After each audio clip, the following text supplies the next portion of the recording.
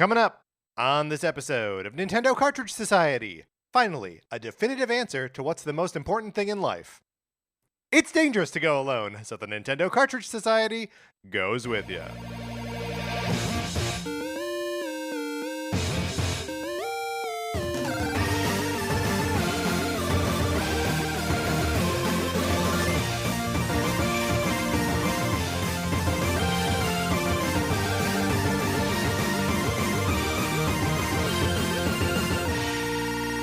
Welcome to Nintendo Cartridge Society. My name is Patrick Ellers, and I am joined, as I am always joined, by my co-host, Mark Mitchell. We've got a good show for you today. We are going to be talking about the news from the week, including a recap of last week's Pokemon Presents.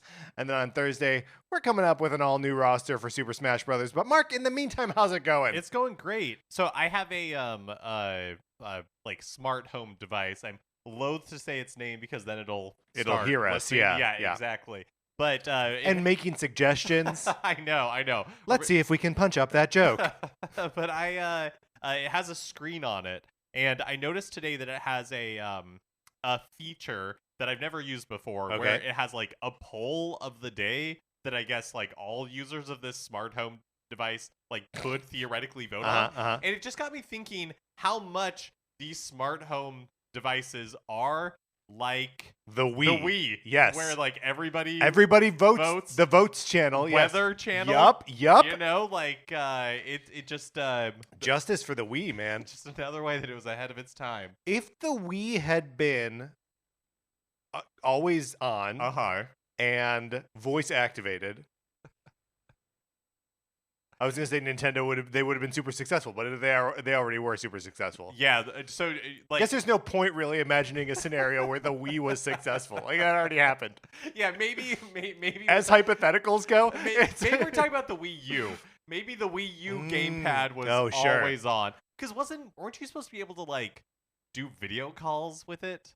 Yeah, you definitely were supposed to be able to do video calls with it and like use it as a TV remote and like all this other stuff. So maybe it's just a way that the Wii. But did the Wii U have a like voting channel or a weather channel? Or these are the questions no one will ever ask. You own one. I know.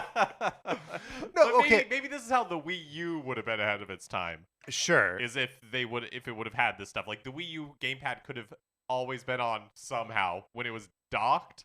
Yeah. I mean, it did have like a little dock that it could sit in and charge, but like the problem with that versus the virtual assistant thing that we're not going to name because we don't want to trigger it, is that the virtual assistant thing is unassuming in appearance. Yeah, right. That's right. The Wii U gamepad, love it as I do, looks like a Fisher-Price toy, right? Yeah. And it carries the smudges from the grease on your fingers and the oils in your hands. And I should wash my hands more, I guess. It's embarrassing to have one of those things out. And I mean, yeah, maybe we were just a little bit away from that being like normalized to have like a screen sitting out on like a little always on screen sitting out on your desk. But like, yeah, it just didn't work. Yeah, just didn't work. They should have just done it with the Wii, is what I'm saying. How long? When do you think the last time? How long since the first time you turned on your Wii to the last time you engaged with either the votes or weather channel or news? Like how long do you think you were? It had a news channel. It had a news channel. Interesting. Yeah. I 2 days. I want to say that I used Everybody Votes. Which also, that was the name of it, wasn't it? Everybody Votes.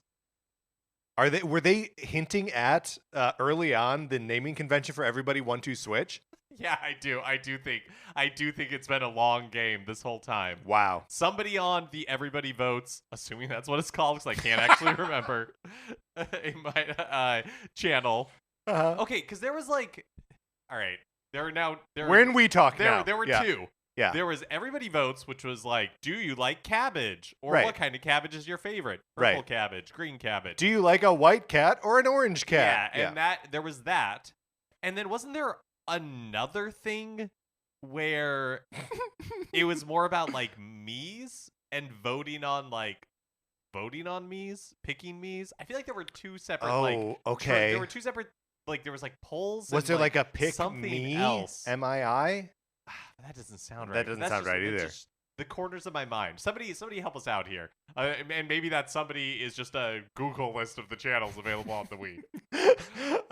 Or you can support us by going to patreon.com/Nintendo Cartridge Society, where you can check out all the fun content that we have up there. If you're supporting us at the 8-bit or 16-bit levels, you have access to our monthly episodes of mini-series that we're putting out. We just finished, it feels like it was a long time ago now, NCS Detective Club, where we talked about the great detective shows of television, and we are currently making our way through NCS Goes Broadway, where we're talking about musical theater.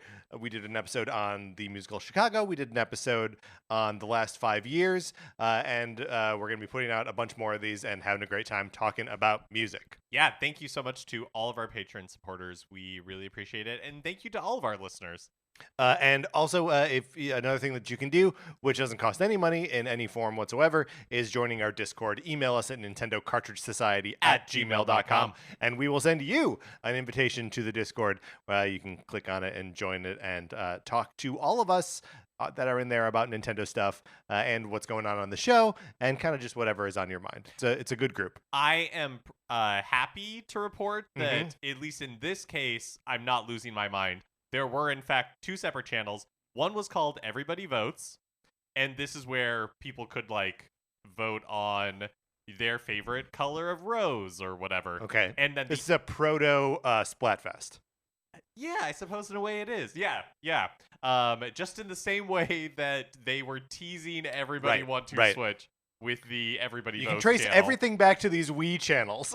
And then the other one was called the Check Me Out channel. Check Me Out. Or Me Contest channel in Europe, Oceania, and Japan. Doesn't translate, I guess. But it was it allowed players to share their digital avatars and enter them into popularity contests. Oh. Yeah. I mean, the problem with that is that, immediately, a bunch of Zoidbergs and Peter Griffins get entered, and then, no one else can compete. I'm pretty sure there must have been some sort of, Nintendo, curating. There must have been, selecting, yeah, I think. Otherwise, it would have been all Darth Vaders. Those are, the 3 big ones that I can remember, is Peter Griffin, Zoidberg, and Darth Vader. All of which are owned by Disney now. Oh, yeah. Wow. All right, Mark, let's get into what we've been playing. The Wii also teasing... Yes, planting you're right. the seeds for everything that's happening in Nintendo now, or these Wii channels, but then also planting the seeds for Disney's, total takeover. Absorption of all pop culture. At the time, I guess they were, I was going to say all owned by Fox, but I guess Star Wars wasn't owned by Fox so much as it was just distributed by by Fox. All right, Mark, let's get into what we've been playing this week.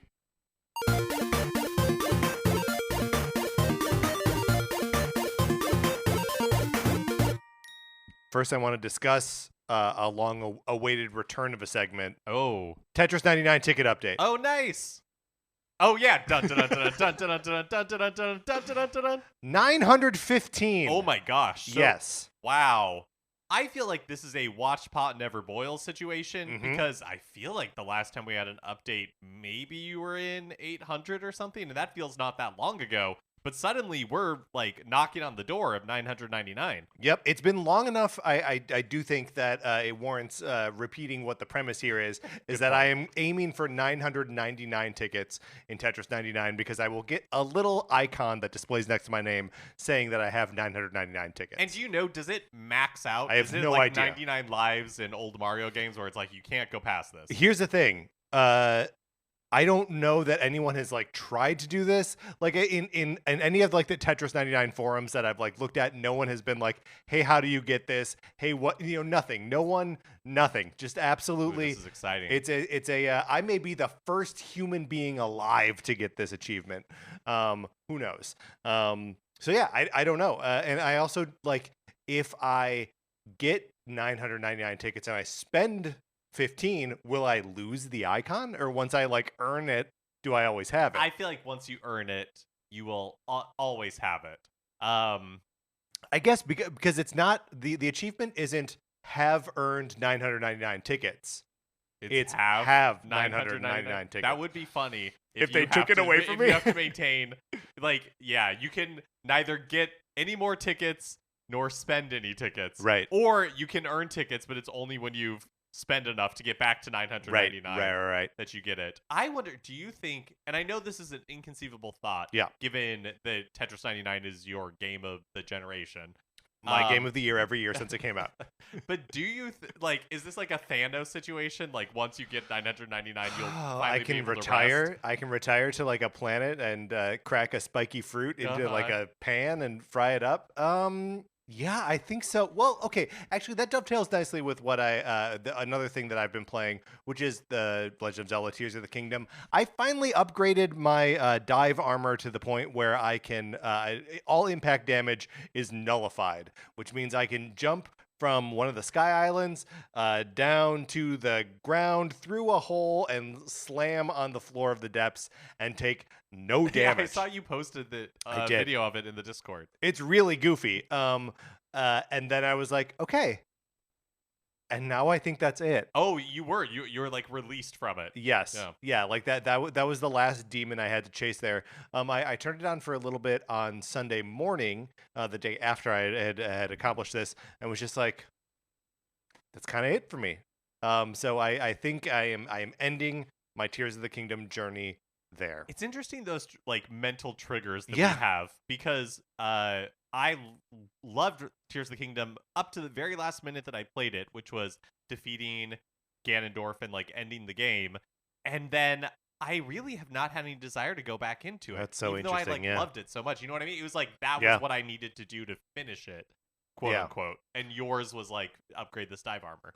Yeah, and like I'm sure I could go back in and be like, I'll find another goal. Oh, 100%. And after like 20 minutes, it'd be like, all right, I got to do this and this and that, you know, totally. like consulting things online and stuff. But like at this point, I'm kind of like, no, I think that's the end of it for me. But that puts me in a little bit of like a gaming rut, or like a little bit of a, like, I don't know what to do, where to apply my energies next. And I'll talk about like how I did try to approach that. But first, why don't you tell us how that's you're trying to approach because it? last week I was talking about that same exact problem, and I solved it at least last week with a lot of qualifiers that I maybe sort of almost could pick up Chrono Cross Radical Dreamers Edition, but I actually did, and I started playing it, and I'm about 3 hours in. Although I think so, I'm 3 hours in, but I'm playing basically everything on double speed. Yeah. And so probably like have made more progress than 3 hours in that game would normally be. And I am really, really enjoying it. It's always a treat for me to play one of these like PlayStation era games that are new to me, because even though I didn't own a PlayStation, I have a lot of fond memories of playing some of these games, because during the, probably like 15 years ago, during the Xbox 360 era, I borrowed a friend's PS2 and I played a ton there you go. of like these PlayStation games. Like Final Fantasy 9 for the first time, Final Fantasy 8, like all that kind of stuff. But Chrono Cross was one that I did not play, and I'm really enjoying it. One thing that's really interesting is, obviously going into it, I know that it's not a direct sequel to Chrono Trigger. And so I think just kind of like having all of those years of that baggage, behind it, it's not something that you know what I mean? It's like, it's not something that I bring into the game. And it's really interesting how it is. I feel like it's it feels very much like a spiritual sequel to Chrono Trigger, which is exactly what it is. Yeah. Like, it captures that feeling of like sad nostalgia, but also like happiness for simpler times, and all like those complicated feelings that Chrono Trigger does, those like emotions that in the music and the presentation, Chrono Trigger like kind of like plays those so well, and I feel that same way about Chrono Cross. Yeah, I mean, Chrono Cross is very much like the road not taking kind of game, right? Where, because like the base conceit of it is that there are like two realities, one in which your character doesn't exist or died at a young age. So like just traveling between them and seeing like all of these people that like, it's all sliding doors situations, right? And it doesn't do it in like a complicated or like a messed up multiverse of madness kind of way. Not that movie was even that messed up. It was pretty straightforward actually. But I think it does such a nice job with that sort of just like a what could have been sort of feeling. And so the part I just finished is like I encountered Lynx for the first time. Yes. So are you in the Viper Mansion? Is that? Yeah, I'm okay. just like at tail end of the Viper Mansion, and did like the big boss fight there, and I'm ready to like move on. So in the Viper Mansion, oh no, I guess it's in the tower later. Never mind. That I was going to inquire about performance of the game. And there are I do think Viper Mansion does have some parts where like the backgrounds are too complicated in the fight scenes, and so everything kind of slows down. But how is your experience? So far, I haven't noticed any. Okay. I haven't noticed anything bad. But I got like goosebumps. There's part where Lynx is like it's a full motion video, or I guess it's not full motion video. It's just a cutscene. Yeah. And like Lynx is like walking towards you, and he's calling you like the assassin of time and the Chrono Trigger. Yes. And I got chills. I was like, ooh, the Chrono Trigger. That's so good. But me? I love this. I mean, the themes that it's playing with are not like, at least this far, like super complex, but it's just like, what will you live for? Like, what are you willing to die for? Those are. I don't know. It's I'm enjoying it a lot. I do have, and the music is incredible. Yeah, music's great. I do have to say that part of the regular battle music, there's just like a maybe 10 or 15-second part of it, a part of the loop that sounds like the soundtrack from a movie that was spoofed in Mystery Science Theater 3000 called Manos: The Hands of Fate. Sure, okay. And in that, it's like there's this character called Torgo, and anytime that Torgo's on screen, there's this like really grating music, and they make fun of it a lot in that episode. But there's like a 10-second part of the battle theme that sounds like the Torgo theme, and it's really distracting to me every time. It makes me laugh every time it comes up. I will say I think the battle theme in Chrono Cross is among the weaker music in the game, which is a shame because you hear it all the time. Bam, bam, bam, bam, bam, bam. Yeah, that's funny. But like all the town music is great. Like the overworld map music is incredible. I like the Elements battle system a lot. Yeah. I'm enjoying playing the Radical Dreamers edition because it has some like quality of life stuff. Like if you don't want to die, you can just turn on something that makes that like enemies just miss all of their. So if you're like at the end of the battle, like I've done it once or twice where it's like I was at the end of a battle and I was like, oof, I did not play my cards right there. Right. But it's like, well, who cares? I'll just make all the enemies miss, and I can just get out of here and then heal.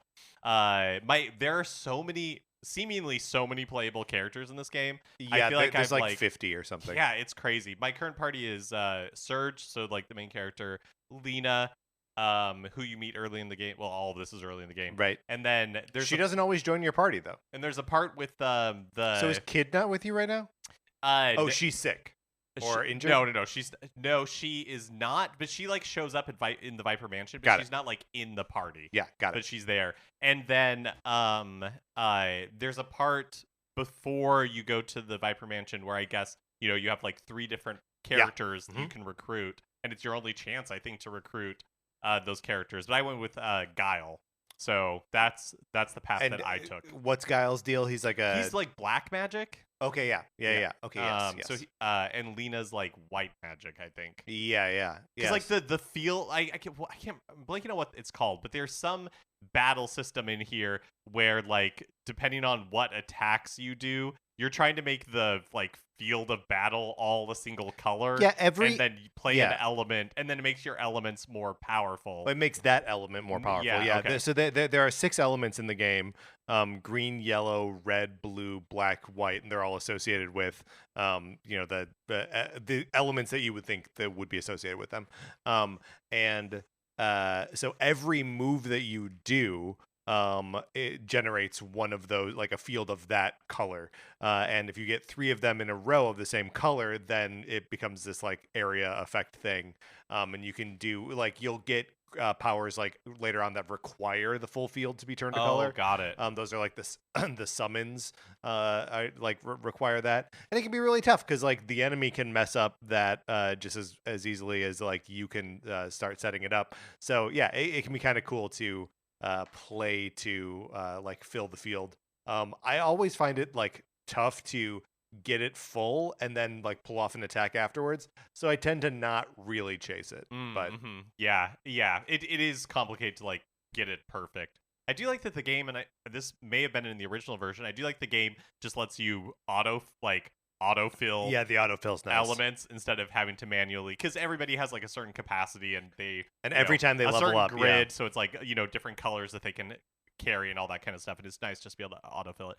The last thing I want to say on it that was kind of funny and was a learning curve into getting back into playing one of these PlayStation games with pre-rendered backgrounds is I'm playing with the like up-res graphics on, or like whatever they call it, but the backgrounds are really like watercolory and painterly. Yeah. And so there is no indication that something that you can interact with something. All of it just looks not interactable, but that's not true. Like you can go up to like a pot or a bucket or like a bed or that none of it looks like it's going to do anything, but you actually can. Well, you have to remember that you were when it was first presented, you were playing it on like a tiny CRT TV, right? And like everything was kind of blurry anyway, so like it was even harder to be like even like identifying like where the paths and doors are can be a nightmare. Yeah, that part is kind of funny, just to be like, oh right, that's just something that these sorts of games do.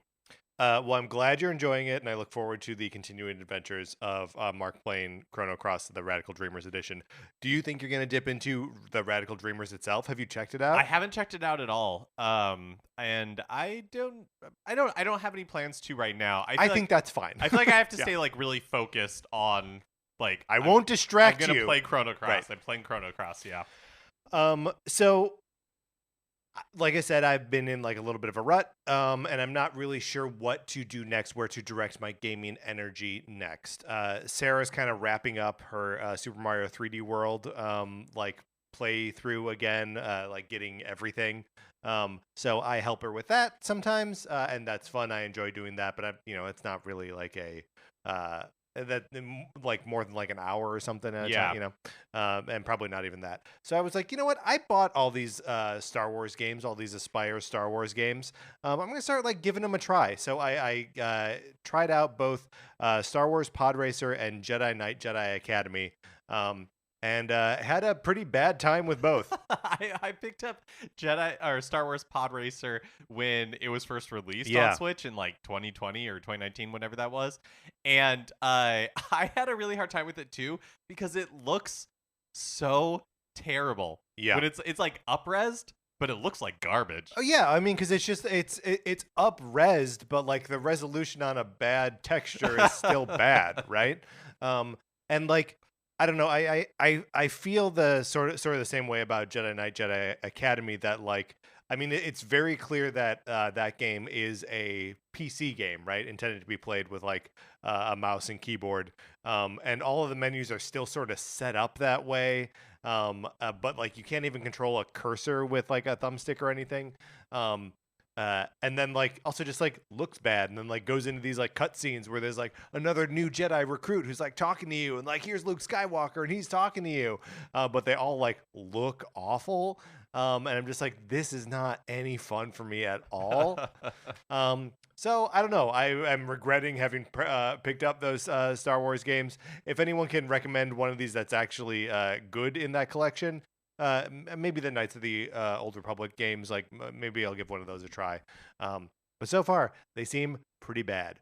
I spent a little time in Metroid Fusion today, which is a great game. I think I probably will end up seeing it all the way through, but it's short. So it is short, yeah. It's I'm kind of just blowing through it. And I tell you, like, just give me a little rewind, and then I don't have to worry about the SAX so like good. messing me up. Like, yeah, it's great. And then just because I'm like, I don't know what to do, I don't know what to play, I've been playing some Picross, which remains incredible. I'm making my way through Picross S3. I know there are like 7 of them on Switch, and I just have a couple. Yeah, I mean, if we mentioned it last week or 2 weeks ago, kind of funny that both of us are just avoiding Pikmin 4. I got to just go back to Pikmin 4. Yeah, I mean, like, I'm in enough of like the rut right now where I'm like, I don't want to start something like new and big. I totally know that feeling. Yeah. even though I'm sure if I were to do it, here's the thing is that I'm also very busy right now. So I really shouldn't be playing any games at all. So anytime I turn the Switch on where I'm like, I want to have fun, but I feel guilty about it, and I don't want to staple that onto Pikmin, which is all like a super healthy way to view my free time and like the things I do to, relax. But that's where I am. All right, Mark, that's what we've been playing this week. Let's get into the new releases and what we might be playing next week.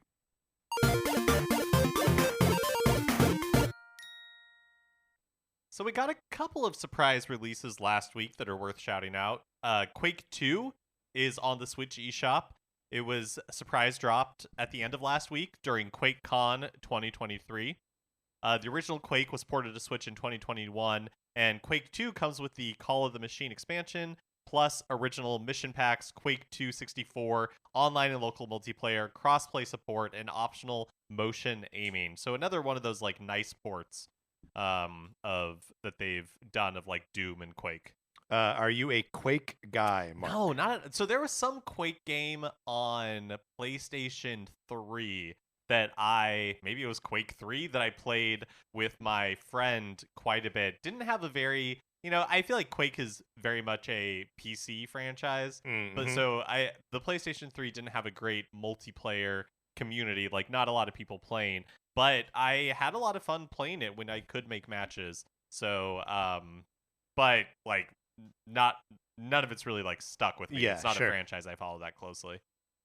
Physical versions of Quake 2 are up for pre-order from limited run games. They might actually be out. I have no idea. Like they might be sold out, but there are going to be physical editions later. What an interesting thing that is now just like in the last year become like totally normal of like digital's out now, physical will come out later. I know, it does feel like because I remember being shocked with Metroid Prime. Right, yeah, and then they did it with Pikmin. Red Dead Redemption is the same. Now we have Quake 2.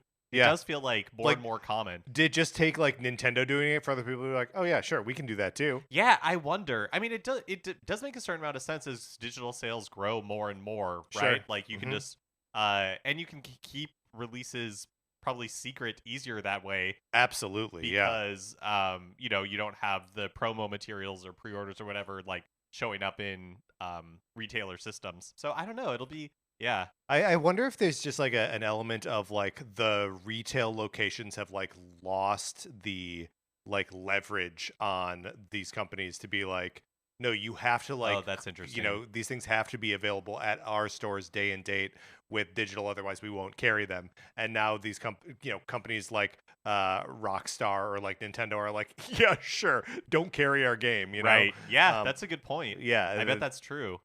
Yeah, that like just now the tables it's like, have turned. Yeah, where like the video game companies like need those physical releases, or sorry, Well, not like the retailer companies need those physical releases. Yeah.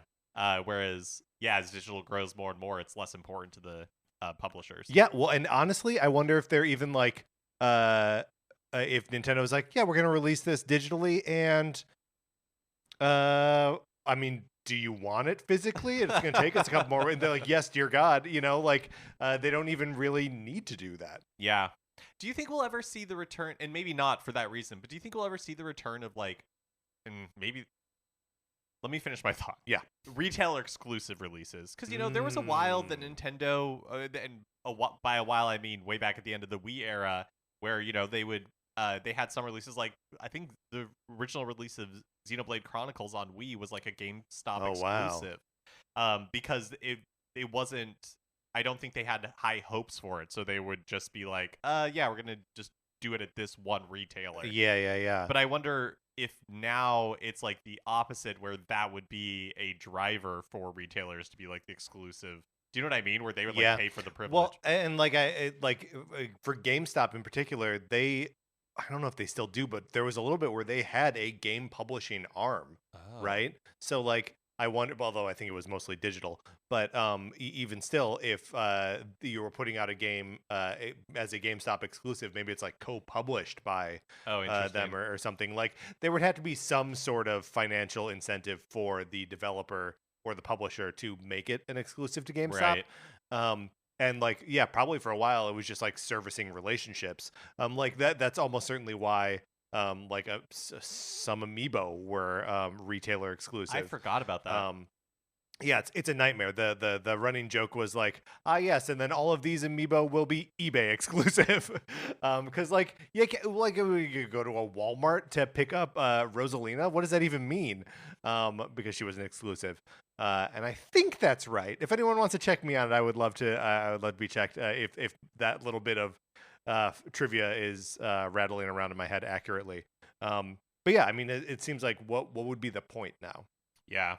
And maybe these like digital releases with delayed physical releases has been happening for a while, but it definitely feels more top of mind. Yeah, in the last few months, and possibly just more mainstreamed, right? Yeah, than like bigger titles, and even still, it's not like big new games. Very true. It's all like remasters, re-releases, stuff like that. Yeah, which probably speaks to like the audience that is buying these games, right? Where it's like, yeah, most people are probably going to pick it up digitally, and because most people, I would guess, buy a lot of their games digitally, at least on PlayStation and Xbox, and then it's more the collectors that want that are going to wait and get it physically. Because this is coming from limited run games, which already is. It's not like you're going to walk into a Target to pick it up. That's true. And the limited run games of it all is also like its own kind of thing. They do a lot of physical releases of games that were digital exclusive. But like the Red Dead, Metroid, Pikmin like trifecta there is very interesting to me. Of like, no, that's actually like, some of the biggest companies in gaming being like, no, we'll put out the physical version. It'll just be like a month or two later. Also, last week during the Pokemon Presents, the Pokemon trading card game for Game Boy Color, Nintendo Switch Online, and Pokemon Stadium 2 for Nintendo 64, Nintendo Switch Online were added to the services. So, all Nintendo Switch Online subscribers get access to the Game Boy/Game Boy Color games, and N64 is only for expansion pack subscribers. That's right. And so just a little bit of context around all of this. Of course, we are referring back to the spreadsheet that is now the master prognosticator of everything. All hail the spreadsheet. All hail the spreadsheet. This brings the Game Boy library up to a total of 16 games, and this also puts us into the Game Boy wilderness. This is the last game that was teased as part of the reveal in the Direct in February. So yeah, we now like whatever and they have put out a couple games that had not been teased before, but yeah, we are now like we're there where we are beyond the event horizon. We don't know what comes next. We don't even know the shape of it.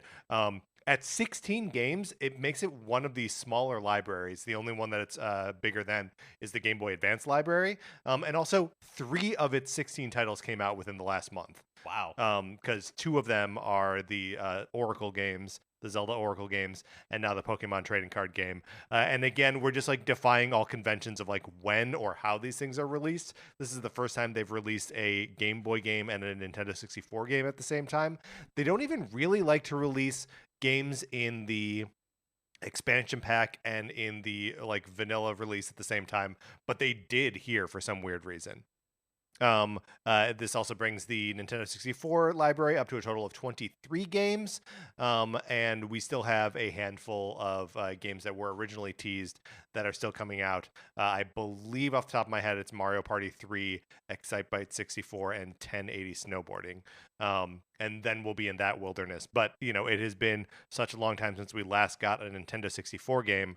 Like previous to this, it was... I don't know. It was a long time ago. Was the original Pokemon? Yeah, the original Pokemon Stadium. Yeah. Okay. April 12th was the last time we got. So 4 months ago. Oh, wow. Yeah. Well, then finally, I mean, we talked about it a little bit, but on Thursday, August 17th, Red Dead Redemption is released digitally, and then with a physical release to come in October, I think it was. Yep. So anything from these releases that you're going to be picking up and or checking out? I'm like zeroed in on Chrono Cross because I know that if I start to have a wandering eye, I will leave it behind, and I would really like to see it through. So yeah. I'm focused on Chrono Cross right now. All right, Mark, let's close out the new releases.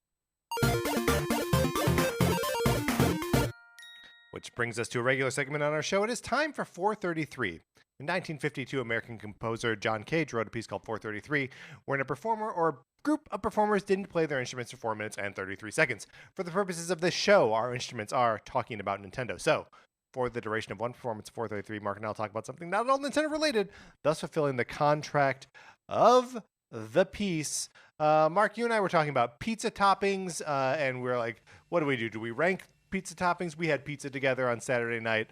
I did a little Googling for the 10 most popular pizza toppings. Okay. And I'm going to quiz you on it. I love You're going to try to name them. But I want you to know that all of the Google search results, and maybe this is more a function of the internet is broken now, but every single one of them is a brand or something trying to push a specific pizza agenda. So I want you to know whose pizza agenda we are adhering to now. Are you familiar with Hungry Howie's flavored crust pizza? I'm not. There's one in Glendale, it turns out, and I guess 500 across the United States. But the very first article that popped up, number one, most relevant search result for me, was from Hungry Howie's flavored crust pizza. Whoever is in charge of their search engine optimization. Yeah, my goodness. So the most popular pizza toppings, and it says to start off with some basics. Research shows that 62% of pizza lovers across the United States prefer meat on their pies, while 38% prefer veggies. So they're coming with percentages. No, I don't see anything cited necessarily. Right, where these numbers are coming from. Yeah, I just want you to know that they're at least presenting a veneer of science and statistics, which is important for this show. I just calibrate yourself. Okay? Yeah, absolutely. Here, right. in additional calibrations, is it top 10? What are we looking at here? We are looking at the top 10. Okay, and yes. Is cheese count as a topping? You'll have to rephrase. Okay. Okay. So I think is cheese a gimme, or do I need to come up with mozzarella? Okay, don't name cheeses. Okay. That won't help you. Okay. But don't ignore the concept of cheese. I don't know what to do with that information. But we'll work our way through. I have succeeded in my goal. I will just say I'll give these two to you. Number 2 is extra cheese. Oh. All right. Okay. Okay. And number 10 is light cheese. Is no topping at all. What is that? What does that mean? Bread and sauce? Bread and sauce? That means 33% of individuals order a plain pie, just cheese, no extras. So now this is a place that is considering plain to be cheese. Okay. This is actually helpful information. Yeah. It makes sense that the name of the place is Hungry Howie's flavored crust pizza. That makes sense that, we're spending too much time on laying the groundwork. But all of this makes sense to me. I'm ready to dive in. I'm going to say number 1 most popular is pepperoni. Absolutely. Known question. Slam dunk. Great work. I think mushroom is going to be on here. Mushroom is number 3. Okay. I think that Canadian bacon is going to be on here. Ooh, no Canadian bacon. Okay. All right. Unfortunate, no Canadian bacon. Okay, now I'm really blanking because I'll tell you what I like on my pizza. Yeah. All right. Jalapeno. Okay. Do you want me to acknowledge if any of these are on the list? Uh-huh. No, jalapeno not on the list. Although if you were to describe a jalapeno visually, a pepper, a green pepper. There we go. Green pepper. Green pepper is on there. Number 7. Oh my goodness! I'm assuming they mean bell pepper. I assume they mean that as well. Onion. Onion is number 4, yes. Whoa, sausage. Sausage is number 5. So onion, sausage, and green pepper, that's a Chicago staple, right?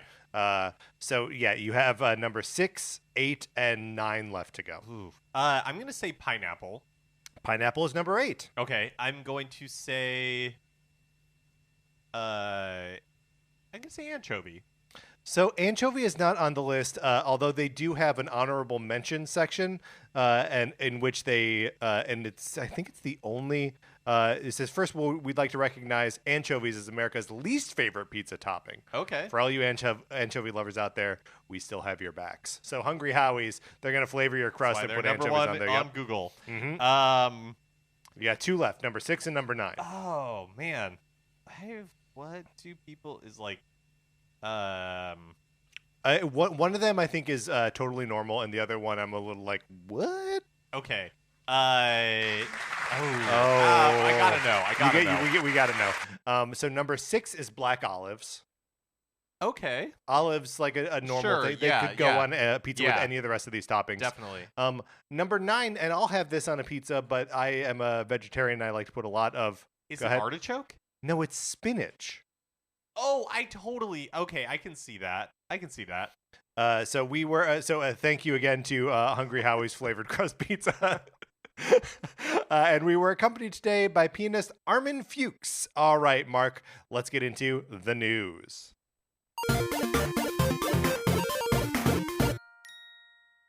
You did pretty well on that, I gotta say. Thank you.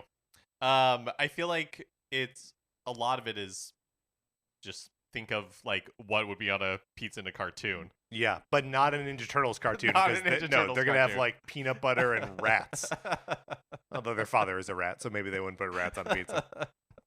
Well, let's start off by catching up on last Tuesday's Pokemon Presents. And I gotta say, for like a 35-ish minute presentation, not a lot that I thought was interesting enough to pull out for us to talk about. These things are frequently full of, and I always tease the 3.5-year anniversary of Pokemon Unite or whatever. But it was even kind of light on those sorts of things. Yeah, they spent a lot of time on the World Championships, which made sense because they were going on while the presentation was happening. But specifically to games, Pokemon Scarlet and Pokemon Violet are getting a new online animated series. Pokemon Paldean Winds debuts on the Pokemon YouTube channel on September 9th, and it'll follow 3 Academy students, quote, on their journey of growth and learning while attending school. And remember, Ash out of the picture now. That's right. He's the champion, and we don't deal in Ash anymore. But there's He's also, old news, Mark. But then like and I don't know an answer to this. Okay. But the Pokemon animated series still exists. I think so, and is following like different heroes. And are they also in the Paldean region? I mean, you're asking questions there's no way either of us could answer. No, it's true. Because we just, I mean, to the extent that we follow Pokemon at all, we definitely don't follow the anime. Yeah. Also, we learned that part 1 of the Hidden Treasure of Area 0 DLC for Scarlet and Violet, which is called the Teal Mask, launches September 13th, and part 2 is still planned for winter 2023. So this is a date that we've been waiting for kind of a while, and being like, hey, we're getting like late in the year here. One of these DLC packs that better come out soon. And now we know, September 13th. Also, like we talked about at the top of the show, the Pokemon trading card game for the Game Boy Color and Pokemon Stadium 2 for Nintendo 64 were added to the Nintendo Switch Online and Nintendo Switch Online Plus expansion pack, respectively.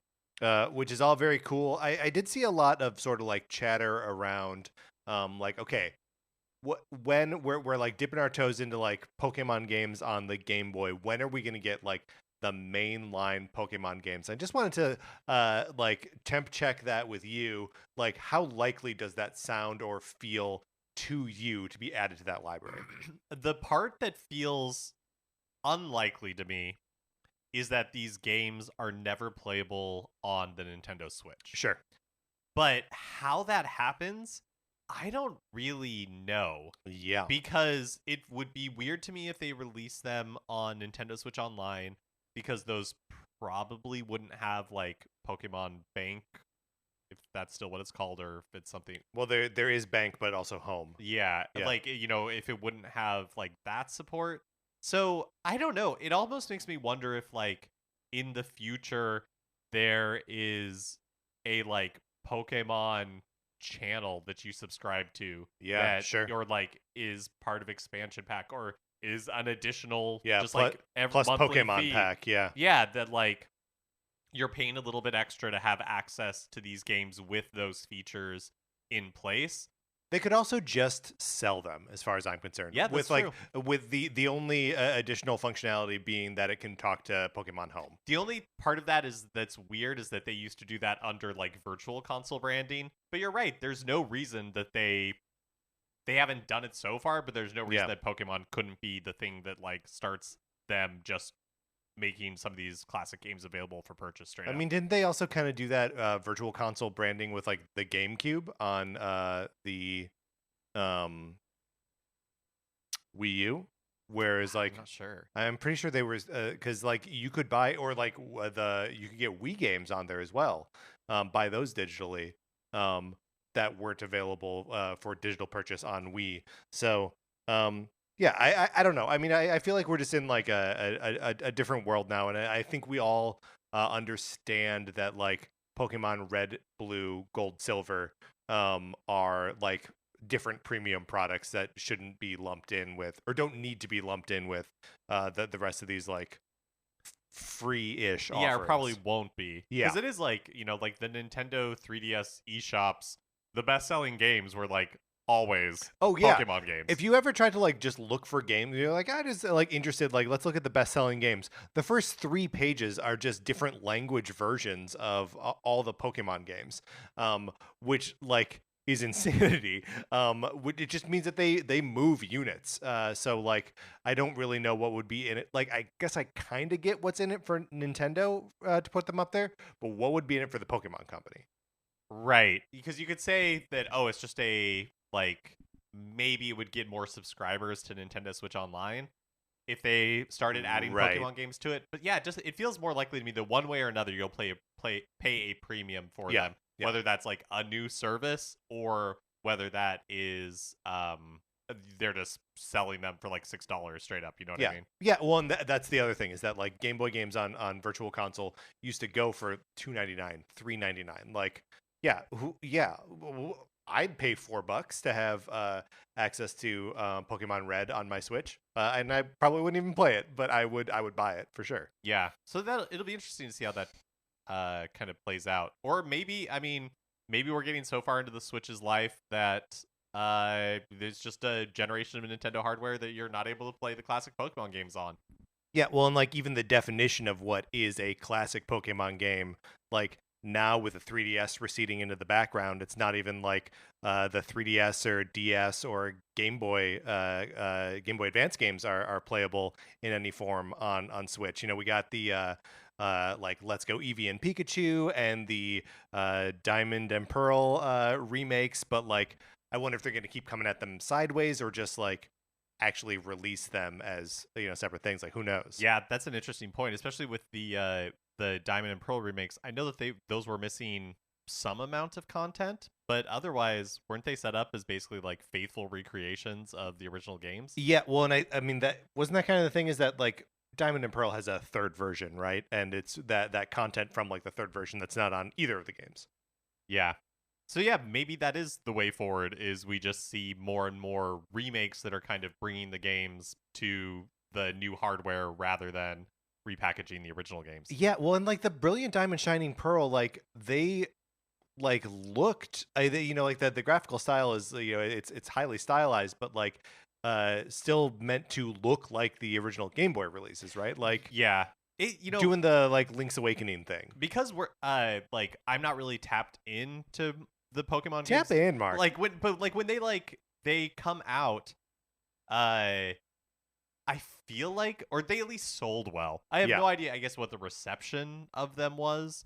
I feel like with the newer games, I have a better sense of like where things landed with them, like how people feel, like the temperature on the games. Whereas with like the remakes, I don't feel like people really talked about them that much. Maybe that just means they like sold well but didn't stick. Well, and Diamond and Pearl also like came out 2 months before Legends Arceus came out too. So like it's been a weird like fast release schedule for Pokemon.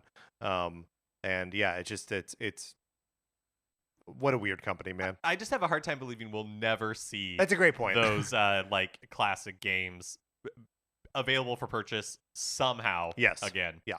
But speaking of a hard and fast release schedule, so during the Pokemon World Championships in Japan last week, comicbook.com was able to participate in a group interview with the COO of the Pokemon Company, Takedo Utsunomiya. And from their article, quote, While the interview was limited to overall questions about the brand as opposed to specifics about the game or anime, comicbook.com did ask whether there was a specific schedule that the Pokemon brand was beholden to when it came to the release of new Pokemon games. And this is what Utsunomiya said. Quote, I think in general, if you look at the past, the path we've taken up until now has been this constant release, always regularly releasing products on a fairly fixed kind of a cadence, you might say. Always having these products able to be introduced and new experiences for our customers, and that's how we've operated up until now. I think we're still operating in that way, but there's more and more conversations as the development environments change about how we can continue to do this while making sure that we're ensuring really quality products are also being introduced. Okay, so what's happening there? Is that corporate guy speak translate through a translator that isn't really saying what it sounds like he's saying? Is he actually saying that the Pokemon company is interested in sort of expanding their time between like releases or generations? Or because this is something that you and I talked about this weekend, is that like a new generation of Pokemon comes out like every 3-ish years, right? And part of the reason that happens on that cadence is like the window for which a kid is like dialed into and like so in the pocket for Pokemon is what? Like 6 to 12 years old, like we'll 6 say. to 12 years old. And like if you're doing them every 3 years, you can get 2 generations off in the kid's like perfect period for paying attention to and loving Pokemon. Right. You expand that to like 4 years, 5 years to an adult, that's nothing. You're like, yeah, do it another year, but that means you're getting 1 generation in that window. And I think that that's a big part of why generations happen so frequently. Yeah, well, and like just like the excitement of getting a new generation of Pokemon and being like, that old generation, that's my older brother's generation of Pokemon. This one's mine. Yeah, think how different you are when you're 6 and 12. Like it's insane. Yeah. And if you were instead, you're to be like 6 and let's say it's every 4 years, so like 6 and 14, and like it's just so different. Yeah. So what's happening here? I guess I'll return to my earlier question. The way that I'm reading it, where he's like, about how we can continue to do this, meaning release at a like at the cadence we do, while making sure that we're really ensuring really quality products, makes me think that they are not looking to prolong the time between releases. They're looking at I don't know what other measures they can take. I mean, we saw like the Diamond and Pearl remakes were not done by Game Freak, right? True. That I think was the first time that they had farmed those out.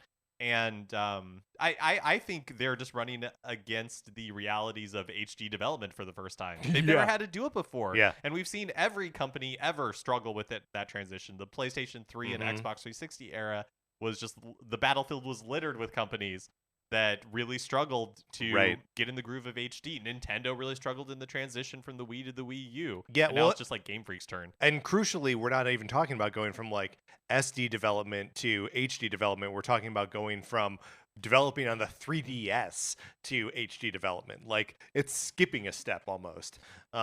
So yeah, it definitely is tougher. But like, it's all generosity to the Pokemon company, but also Pokemon is the the highest revenue generating entertainment brand in the world. So like, just get 2 studios, right? Like, just you got 1 Game Freak, make 2.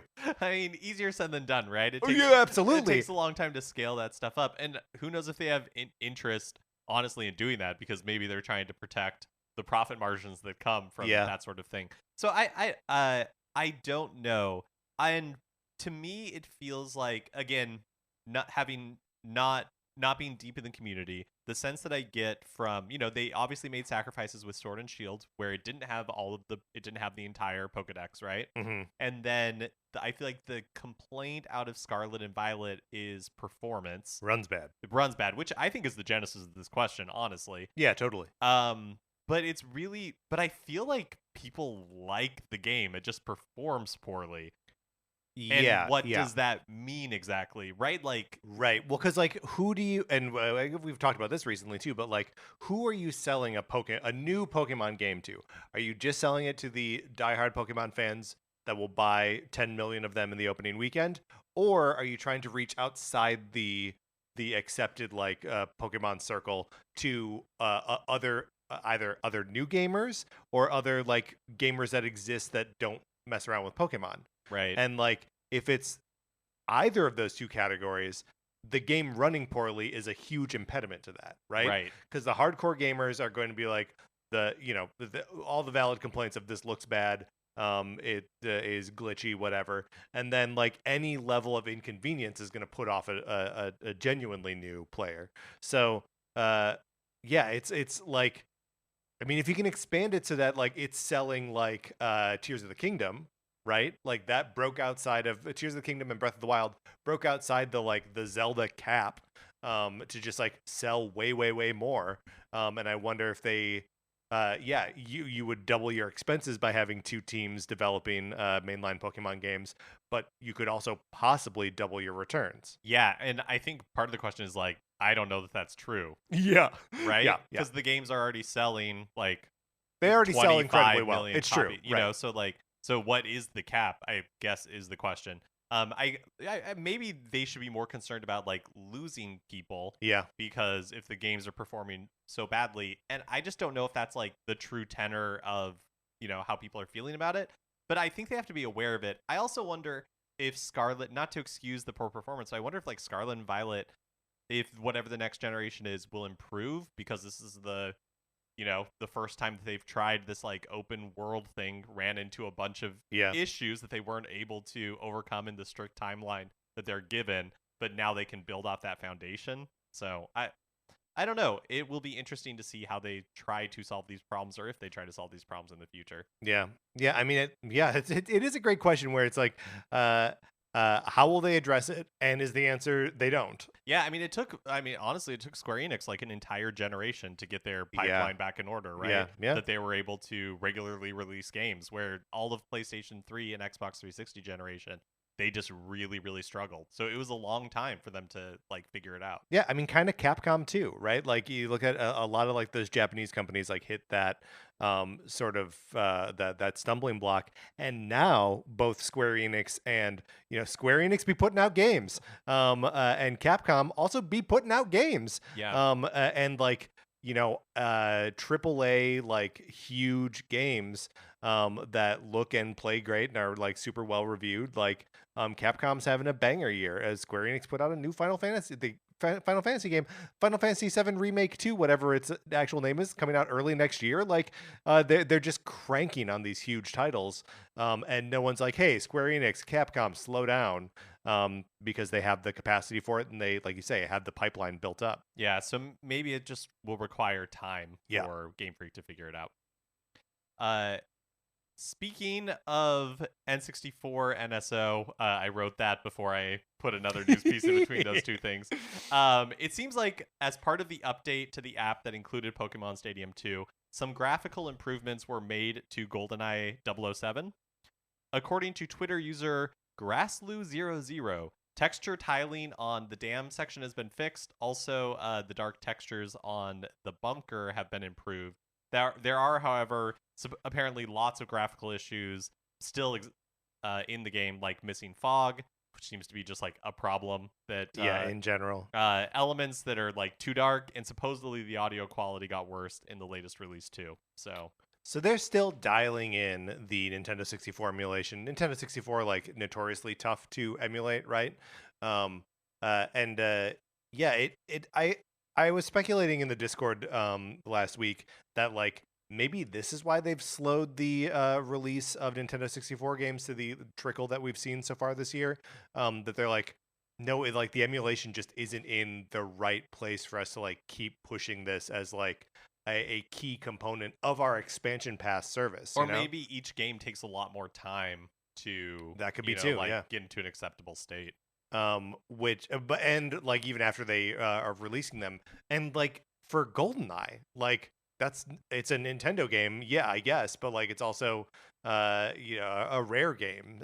So like, are they working on those improvements? Is Nintendo who's making these improvements? I think it's a division of Nintendo that's like the acronym is NERD. Okay. And I think they're based in France, and they do like most of these emulators. And so I think that they are tasked with doing these ports. Interesting. Or I guess not ports, these emulations. According to the Japanese newspaper Nikkei, Nintendo is delaying the completion of its new headquarters building in Kyoto to make it bigger.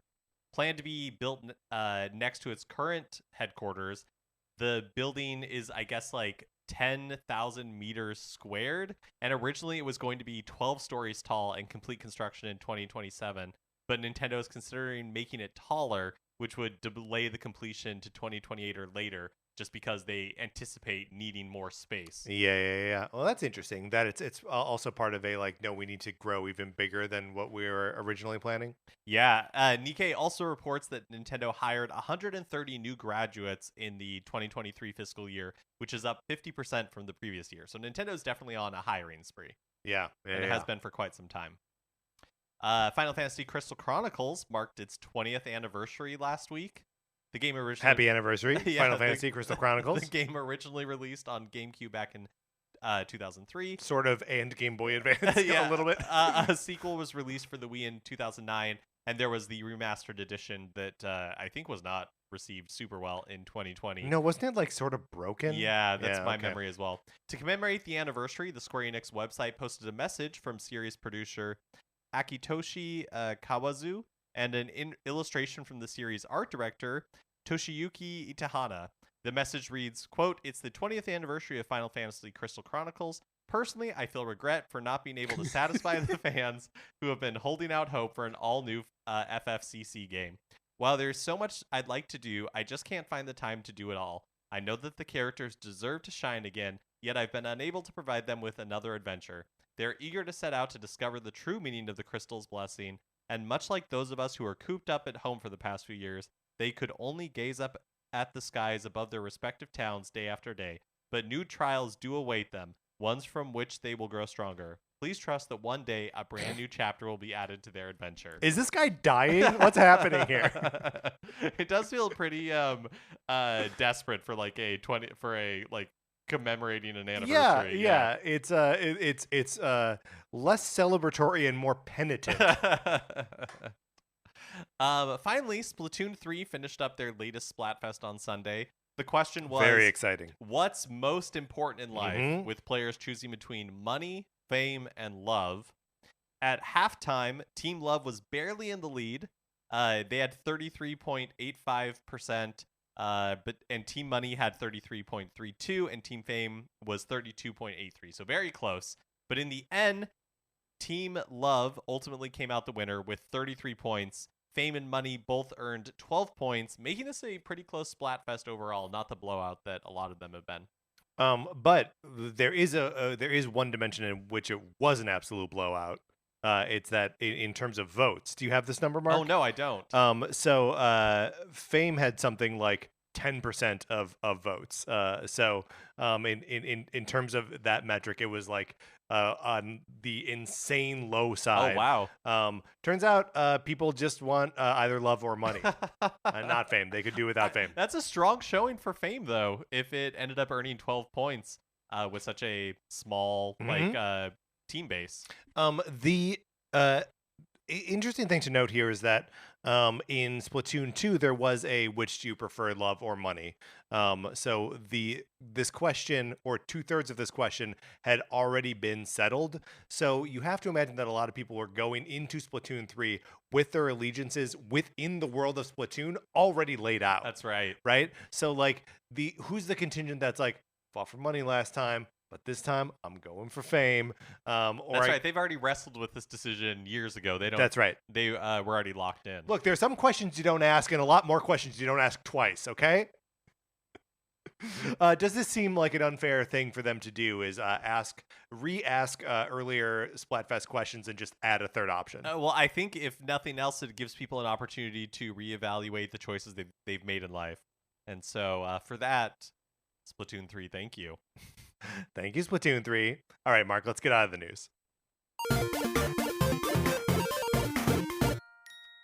That is going to do it for this episode of Nintendo Cartridge Society. Remember, join our Discord, send us an email, we'll send you an invitation.